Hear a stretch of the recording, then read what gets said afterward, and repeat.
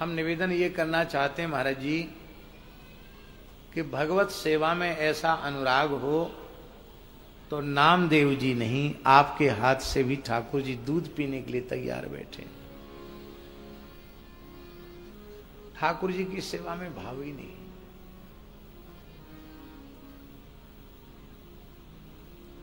घरों में लोग ठाकुर सेवा तो पधरा लेते हैं, लेकिन सबसे अधिक उपेक्षा कई बार ठाकुर जी की होती है।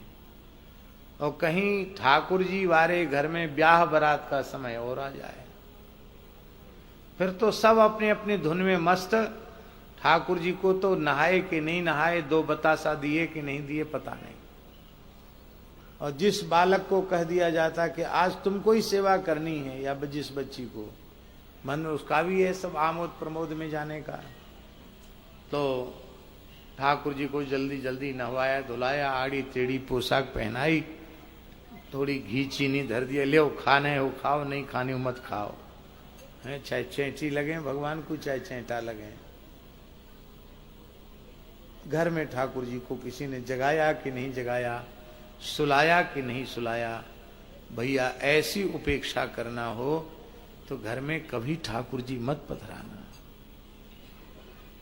घर में ठाकुर जी पधराओ तो वे घर के मालिक हैं, उनका पूरा ध्यान रखो, हर उत्सव में उनकी प्रधानता रखो।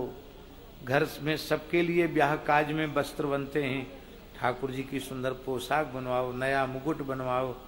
मंडप में सबसे पहले ठाकुर जी आवें, यदि दुल्हा का परिछन हो तो ठाकुर जी आवें, और मंडप में हो तो ठाकुर जी आवें। हर उत्सव में ठाकुर जी की प्रधानता रखकर आप अपने घर के लौकिक उत्सव को अलौकिक बना सकते हैं।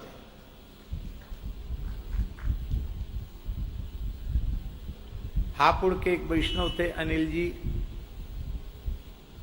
उनके घर में हमें एक बार, कई बार हम गए वहां, बड़े प्रेमी भक्त थे, पूरा परिवार समर्पित है। तो हमने देखा उनकी ठाकुर सेवा की निष्ठा ने उनके घर के लौकिक उत्सव को अलौकिक बना दिया। ऐसा लगता ही नहीं था कि घर में कोई लौकिक उत्सव हो रहा है, ऐसा लगता था कि घर में कोई ठाकुर जी का उत्सव महोत्सव हो रहा है। बिना भाव रीझे नहीं नटवर नंद किशोर, भाव की बात है। बोलो भक्तवत्सल भगवान की जय।